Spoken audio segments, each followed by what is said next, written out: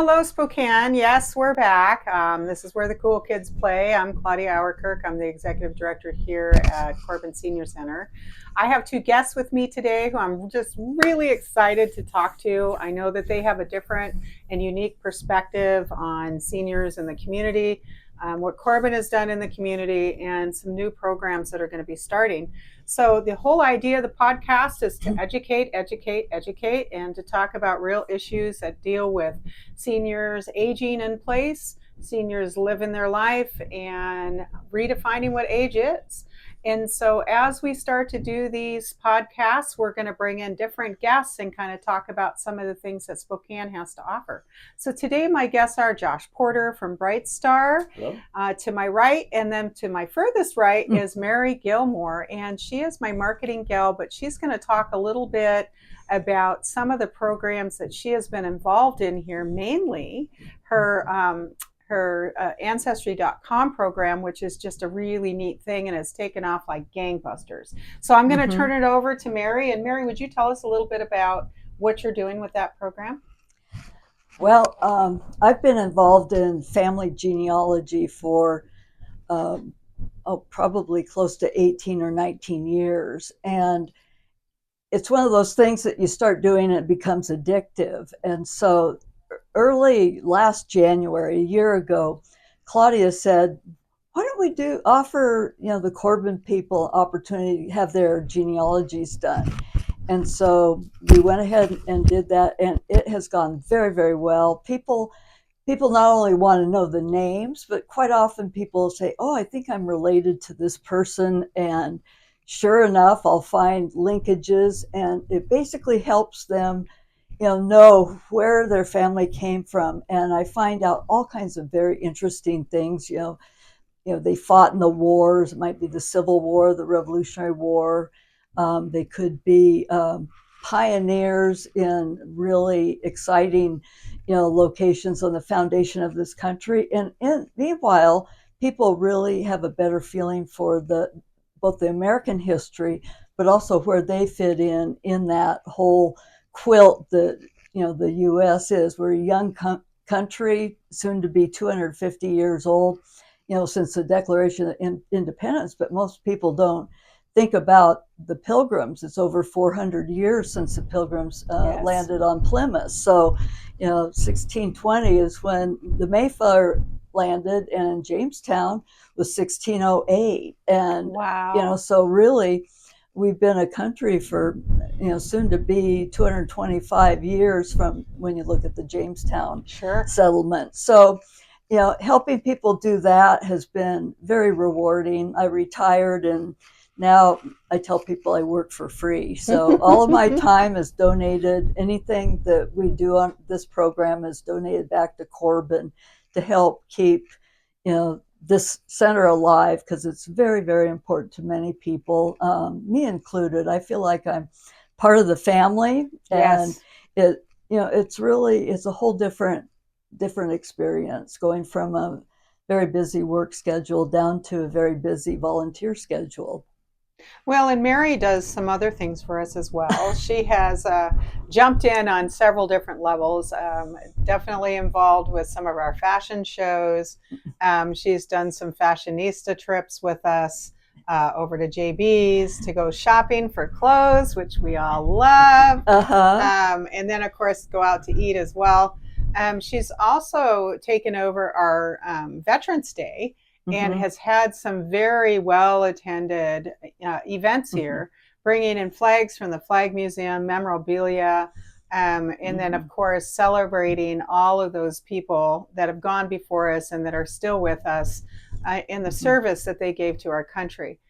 Those of us that love our veterans, this is a wonderful time to come. And Mary's done a beautiful job to kind of illustrate what that looks like to people, and to get us together, have a nice lunch, talk about some of those neat things that have come about because of it's changed our country, and these people have served for so many years. And me being the mom of a Marine, I certainly have a love for the military, and we're here to support for sure. So those are some of the things that Mary has done. And the thing that really, Mary, that really intrigues me is, and probably because when I was a young girl, I traveled all over the United States before there were computers with my grandmother doing genealogy. My grandmother was a genealogist. And so I remember out in the middle of cornfields looking for stones. I remember rubbing, on some of the gravestones to be able to get the face of that gravestone. This is what I did with my grandmother. So very, very fond memories. But I hear a lot of laughter coming from that room because she shares the next room to me. And I think that people are feeling very fulfilled because now they have a connection with their past. And I love that Mary is able to illuminate that for them. So Mary, if somebody wanted to sign up to do that, how would they go about getting in touch with you? Contact the Corbin registration desk. And just say that you're interested in having your genealogy done. We start out with some, like basic, your father's line as far as you can, first 2 or 3 generations, and then your mother's line. Get that information to me, and I will get it pre-populated into the computer. And then we will have 3 sessions for $50, and that payment goes to the Corbin Senior Center. So you make an appointment, come in, and I'm usually here on Tuesdays. I can be here at other days, but I've dedicated Tuesday for Corbin, and so just set up an appointment. I'll contact you or ask for my phone number. You can contact me on my number, which they have at the desk, the reception desk, and Great. We just set it up from there. I think that's wonderful. And I know that there's been people who have actually extended that. So to have more time with you, because it's really delving into their past and putting this family tree together, which is so incredibly important for that connection. This is just one of many different modalities that you can engage in here at Corbin to help you kind of re-navigate what your later years are going to look like. I know for a long time people thought, oh heck, I am going to an old folks home. Well, we're not. It's where the cool kids play. And we have a lot of fun happening. Right now, you're probably hearing thunder. Those are all of our ladies upstairs dancing. We've got yoga going on today. We've got card games, pool rooms. That's why we're here. We're not in the pool room today. We just didn't have space to be able to do our podcast. And we know how important those podcasts are to get out so people can really understand what's available to seniors.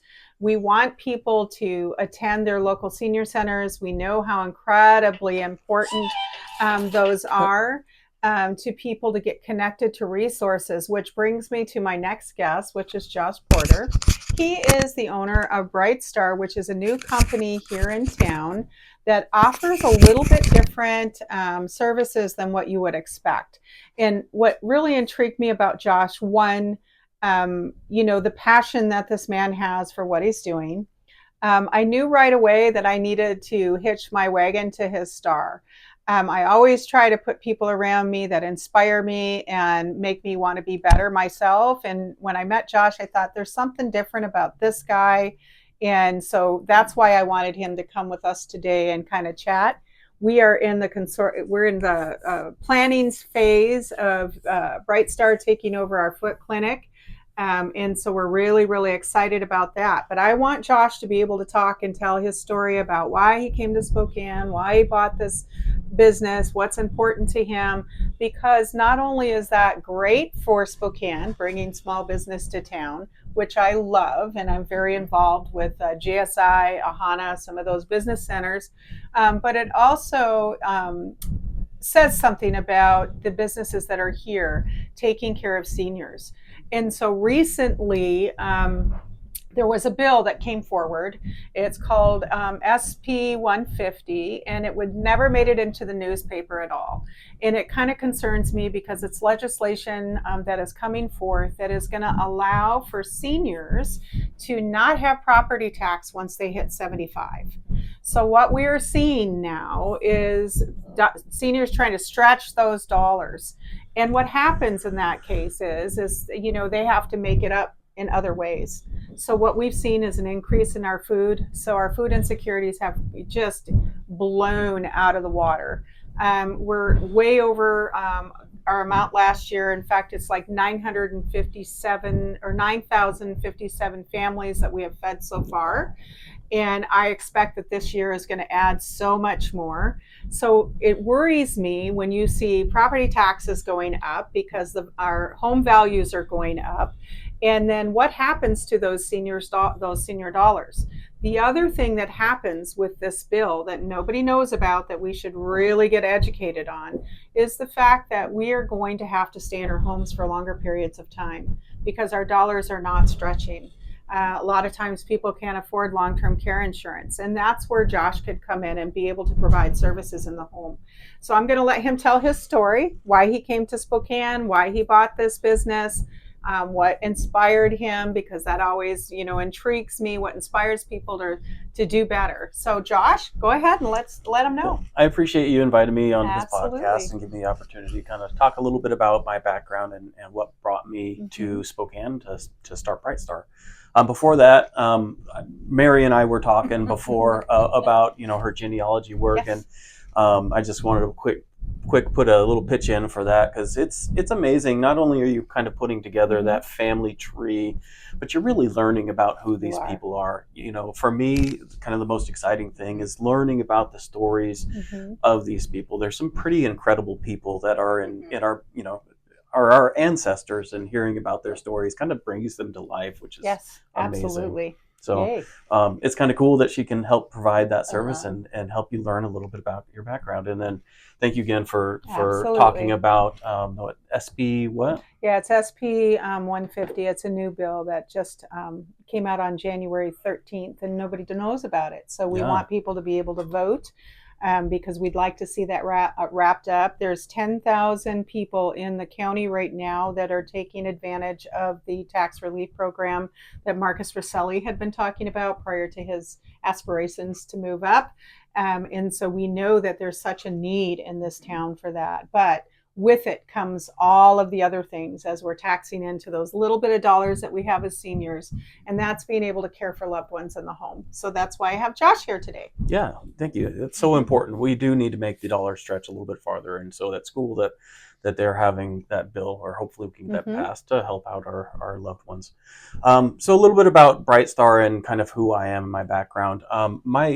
My background isn't in the senior care industry. In fact, I learned about it more recently with an experience that I had with my grandmother. A couple of years, about 2 years before she passed away, she had a stroke, and before the stroke, she loved to play games. She was very active in her church, and just loved chit chatting. She loved to read. She loved to watch Lawrence Welk and write. She would always write letters to grandchildren, birthdays, and everything. Well, after her stroke, that kind of all was taken away from her. She couldn't read. She couldn't really communicate. She couldn't, and it was tough for her. It was really tough, and really the last tough thing for you too to watch. It was tough for sure for all of us, but because she was still there. She would come over to our house. We would play pinochle, and she would still play pinochle the same way. It was just she would struggle to communicate. And so really the last thing she wanted out of life was just to be able to pass in her own home. And fortunately, we have a lot of family members. My uncle would go there in the mornings, every single morning. My dad would go in there in the evening, and then my brother and I and my cousins would kind of come in and help out where needed. And we were able to keep her in her home until she did pass about a year ago. But it opened up my eyes to the fact that there's a real need in the community for caring for loved ones, and my family was able to do it, but we had a village practically. It took literally my dad, my uncle, and then all of us brothers and cousins to be able to make it happen. And I realized, wait a second, not everybody has a village. Exactly. What if somebody's living in California and has a loved one here in Spokane, or there's those job things that you got to make money. And it becomes tough. So I started becoming interested in the senior home, because of my experience, or the senior care market, because of my experience with my grandma. And so I started looking at different business opportunities within the industry, and I came upon BrightStar. And what made BrightStar unique was the fact that it offers both non-skilled, kind of like everybody else, which is personal care and companion care, everything from light housekeeping all to helping with toileting and getting people dressed and showers and things like that. But it also had a skilled component. So I actually have a director of nursing that oversees all of our care. And so it made it a kind of a unique proposition within the Spokane market that we can actually come into a house and keep people in their houses longer because, as the need increases, I don't have to say, no, sorry, we can't help anymore. Correct. If somebody has a wound, that needs to be treated, they don't have to go somewhere else. We can take care of that in their house. Or all of a sudden they need, more than just medical reminders, actually medical administration or IVs, infusions. We can do that right in the home, which makes BrightStar unique in the market. So is there an opportunity to sometimes partner with a home health if needed? If you notice that physical therapy is needed or occupational therapy, would the nurse at that time maybe partner with some type of group to come in to provide that in the home to keep that person there? There's a real natural partnership with home health. Most of what home health is paid for is through Medicaid, right? And so what ends up happening is there's typically a educational visit along with, say 3 visits per week. For example, let's take a wound care. If somebody has a wound, they might do an educational visit to teach the family how to care for the wound. And then they would get 3 visits per week. Well, what happens with those other 3 days where they need bandages changed, right?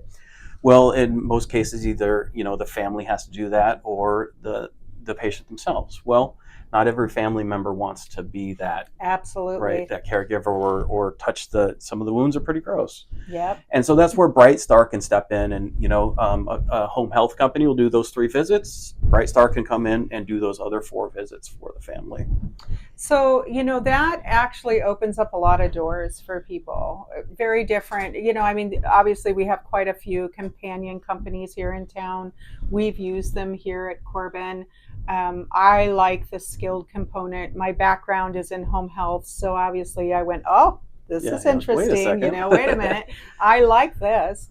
Only because as we age in place, which is why Josh is going to be coming and doing our foot care clinic once a month here. Seniors aren't always really aware of what's happening due to neuropathy, diabetes, whatever have you. And so I had a gal just the other day who actually works on my staff who came in a boot. And it turns out because she has neuropathy, she didn't know that she had a wound on the bottom of her foot. And now it's a wound. And so, you would think that you would know, but she said, I didn't feel it. I have diabetes. I had no idea. But she is caring for a sick husband. So that made it very difficult for her to be able to, not be in a boot, not taking care of the things at hand. But I found that having BrightStar to keep an eye on people's feet while they're here, if they come in, have their feet looked at least we can stay on top of wounds, stay on top of cracked calluses, things like that. I know it's gross, but it's a reality of us aging, and we have to have somebody there that's going to be watching. To help people make great decisions about their foot care. And then, of course, if it's much more than what we'd be able to handle, then there's obviously a podiatrist that we would hand it off to. But I can't stress enough the importance of foot care. One of the things that I was really intrigued with was your nurse, Jenny, who I really liked. And so tell me a little bit about her and what her expertise is. I know she's a director of nursing. Does she focus on a particular type of care, or is she just a holistically looking at the patient? What's going on there? Well, Jenny's pretty amazing. You've met her; she's fantastic. Yeah. And one of the things, there's a couple things that makes Jenny unique. It makes Jenny Jenny is the fact that she has a lot of experience across the board. So she's worked in the emergency room, she's worked in home, she's worked at skilled nursing facilities. Mhm. And so she has a really good broad range, basically across the scope of nursing services. And so whether it's G-tubes or trachs or wound care, she's shown me pictures of wounds that she's treated that I'm just looking at. And I'm a wound girl, so I'm not grossed out by it. So yeah. yeah, I looked at it, I'm like, oh, Yeah. this would make a good scary movie. But she kind of has a really good depth across the board Mhm. with nursing services and how to provide care. That's one. Number two, she has a fantastic bedside manner. She just Mhm. instantly has that connection with people and helps them feel comfortable and confident in the plan that is there to help Sure. them feel better. And then third, she's kind of been through it. I know that I know we've talked. Yeah, you've talked We've to her quite a bit. She's a cancer survivor as well as I am. I have a cancer that's come back, and so I spent some time talking with Jenny, and she actually went through the same type of surgery and reconstruction, and she's pretty amazing because she really did go through it. Yeah. So having that extra understanding for some of your patients that might be going through cancer. Mm-hmm. I think it's wonderful to have a nurse that really understands what that means, because that's a long journey, very difficult journey. And sometimes there's that psychological aspect that goes along with it. And then, of course, the medications themselves that create a lot of anxiety, fatigue, all of those things. And it's a trauma when you go through something like that. So having somebody who really understands when somebody is going through that particular type of thing is especially wonderful. And then to have a nurse to boot. Yeah. I think it's really part of a plan of action as we move forward in what medicine is going to look like as we move forward. We are all seeing what happens because Medicare has put all these restrictions for doctors. We're seeing a lot of doctors leaving practices. They're feeling like assembly line doctoring. You get your 15 minutes and then you got to go on to the next person. So having that in-home care type of thing is really wonderful. So do you work with a doctor that she communicates with? Does she need to have like a director oversight when it comes to that, like a home health? Yeah, so great question. We're a little bit different than Okay. home health in that they have to follow all the Medicaid rules. Okay. We do, in order to perform any skilled service, we have to, of course, have doctor's orders. Sure. And so typically what we'll do is we'll coordinate with their primary care doctor. Gotcha. Okay. And so we'll get that information from them during the intake process. And then from there, we can then communicate with the doctor, share with the doctor the plan of care, and then he signs off on it and we go perform. Do you work with Dispatch Health in town? I mean, has there been any collaborative work with Dispatch Health as far as, sometimes when the person doesn't want to leave the home and they just want to stay home, but Dispatch can come in and do x-rays, things like that. Have you done any work with Dispatch Health yet? We haven't. We're pretty new, and so we're always looking for new partners and new ways in order to help people in their homes. So that might be a good opportunity to. Yes, I would think so. And you'll see people from Dispatch Health here too. We certainly work with people that need that type of care. And when they come into Corbin, a lot of times, 80% of my job is social work. So I'm connecting people with services. So I like to know what's available to people. And I have to stay educated on all that. So I'm, giving the best options out there. I know I have a friend that I went through some classes with at Hana. He is the new doctor over there at West Central Community Center. His name is Joffrey. He is doing a lot to be able to help people that are falling through the cracks and not able to find primary care physicians. And so he's another person that you're going to see on the podcast at some point because he's extremely interesting man, very, very educated.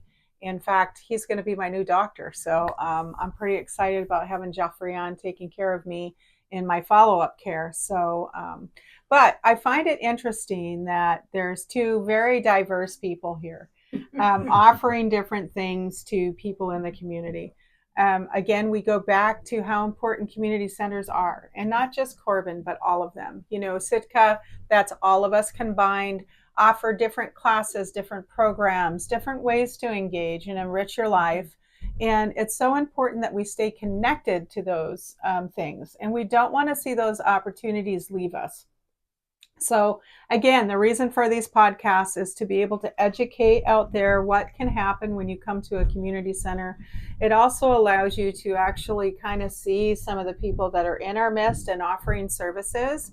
I'd much rather people be working from a point of education than to come to me in crisis, and then I have to try and pull all these people together to get us out of crisis mode. So you will see different people coming in for our podcast and doing that type of education. So I know that we can certainly offer some neat things to people, as well as get them engaged in lots of different other opportunities if they're wanting to, including touring or painting or dancing or whatever it is. Our foot clinic is going on right now. We have 2 nurses down there working with people. Certainly come and check us out. And then I'm so happy to be able to have Mary with me and Josh. They 2 wonderful people that you'll see here at Corbin as well, and we'll get you connected up with services if you need it. So any questions for you guys or closing thoughts?